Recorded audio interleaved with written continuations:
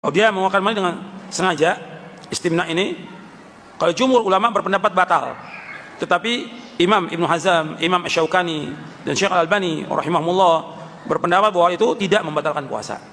Dan ini kuat karena nggak ada dalil yang mengatakan batal. Dia berpuasa, dia meninggalkan makan dan minumnya, dan meninggalkan syahwatnya karena aku. Dan tentu jelas bahwa seorang yang mengeluarkan air maninya dengan sengaja, meskipun bukan dengan jima, ya, maka hal ini akan membatalkan puasanya. Karena itulah berpendapat bahwa itu tidak membatalkan puasa. Dan ini kuat karena nggak ada dalil yang mengatakan batal. Ada adab dan etika ketika seorang mempelajarinya. Ada adab dan etika ketika dia menyampaikannya. Dia tidak terikat dengannya, maka akan terjadi kekacauan di sana sini. Dan ini kuat karena nggak ada dalil yang mengatakan batal. Nah, salah satu ustadz ini mengatakan, kenapa kok tidak membatalkan? Karena memang tidak ada dalilnya. Nah ini kalau bicara tidak ada dalilnya, ini kan repot kan? Kan tanya mana dalilnya, mana dalilnya. Sebenarnya kalau kita mau ngecek dalilnya, hampir semua kitab-kitab kita di ulama salaf ini yang mau mondok, semua ada dalilnya. Syafi'i, Maliki, Hambali, semuanya pakai dalil yang sama. Apa yaitu? Yaitu dalam Sahih Bukhari, tercantum dalam Sahih Bukhari, nomor hadisnya 7492, atau kalau dalam Sahih Muslim 1151. Dikhilafkan oleh para ulama. Yang ketujuh ini khilaf, ya, yang ketujuh ini khilaf di antara ulama, yaitu mengeluarkan mani dengan sengaja. Kalau dia mengeluarkan mani dengan sengaja, istimna ini, kalau jumhur ulama berpendapat batal. Tetapi Imam Ibnu Hazm, Imam Asy-Syaukani, dan Syekh Al-Albani rahimahumullah berpendapat bahwa itu tidak membatalkan puasa. Dan ini kuat karena nggak ada dalil yang mengatakan batal. Dia berdosa dengan istimna itu, dia mengeluarkan mani dengan onani itu, dia berdosa. Tapi puasanya tidak batal karena nggak ada keterangan atau nas atau dalil. Seorang ustadz yang menyampaikan pendapat Ibnu Hazm bahwa istimna atau onani tidak membatalkan puasa. Jumhur ulama, ya, orang yang melakukan onani itu adalah hal yang membatalkan puasa. Adalah hal yang membatalkan puasa. Dengan dalil-dalil umum maupun khusus terkait dengan masalah. Nah, ini pembahasan-pembahasan yang seperti ini harusnya seorang itu melihat waktunya dan tempatnya.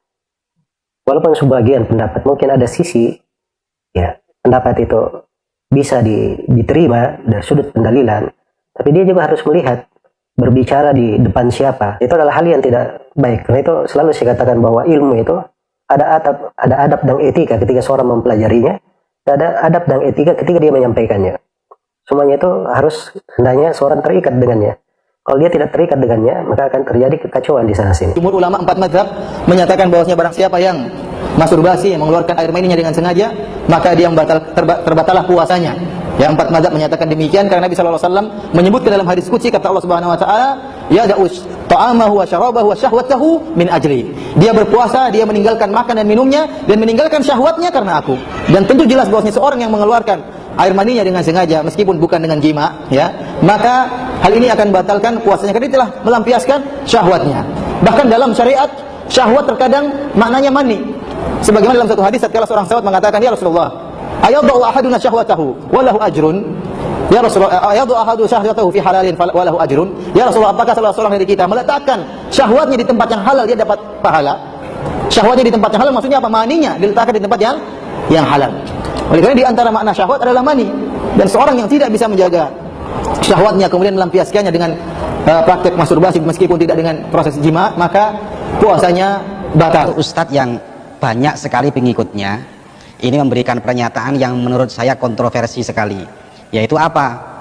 Mengenai masalah onani. Mohon maaf, ini saya bicarakan karena ini terkait dengan hukum, terkait dengan penjelasan ulama-ulama kita.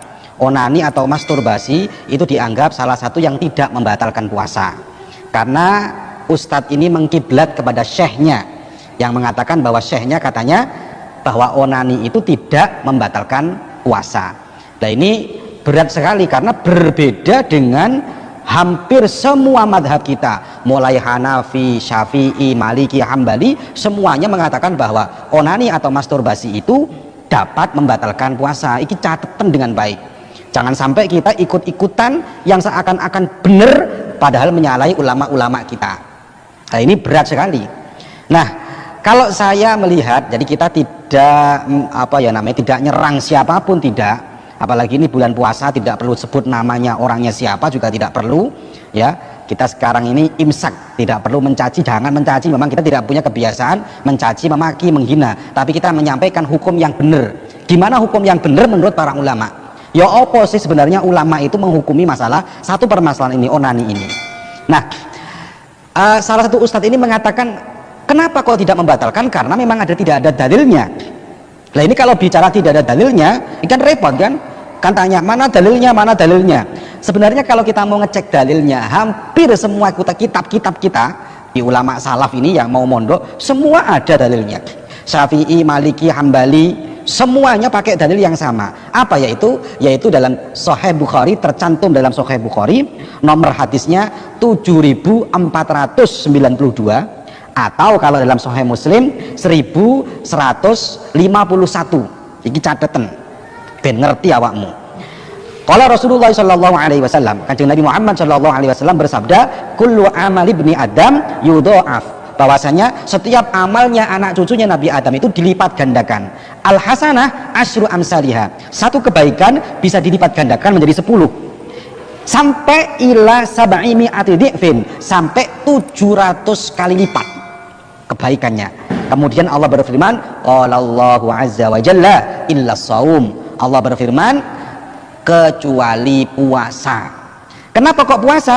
Fa innahu li wa ana ajzi bihi, karena puasa itu untukku dan aku yang akan membalas pahala puasa. Lah ini mahal syahidnya, yang kenapa onani bisa jadi membatalkan puasa yang ini, yada'u syahwatahu wa ta'amahu min ajli, karena dia meninggalkan syahwatnya, wa ta'amahu, dan makanannya, min ajli, karena aku.